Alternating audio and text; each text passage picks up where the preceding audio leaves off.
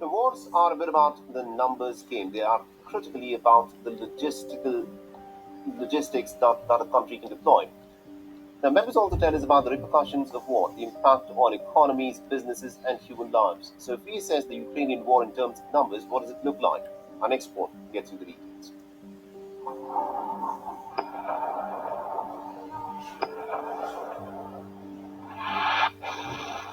Let's begin with the basics. Civilian casualties. The exact numbers aren't clear. The UN says 249 civilians have died in Ukraine. 553 have been injured. Very different from Ukraine's figures, it claims over 2,000 civilian casualties. It's hard to verify either version.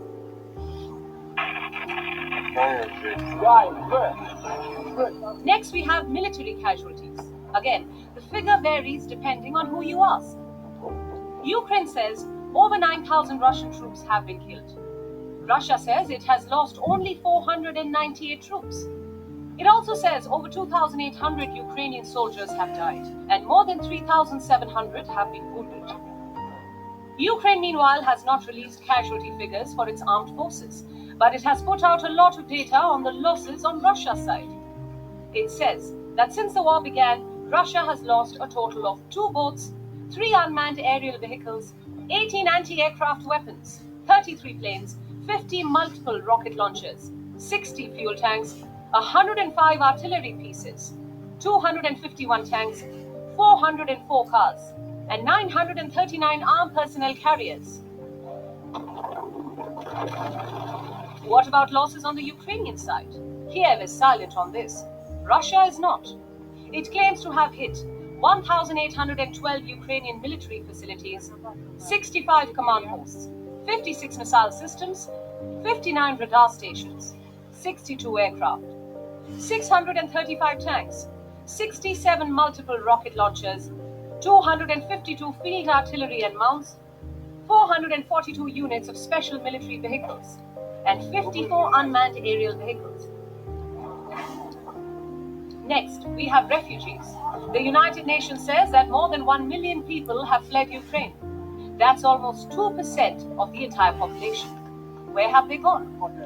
Poland, Hungary, Moldova, Slovakia, Romania, Russia, and Belarus. What about Indian nationals?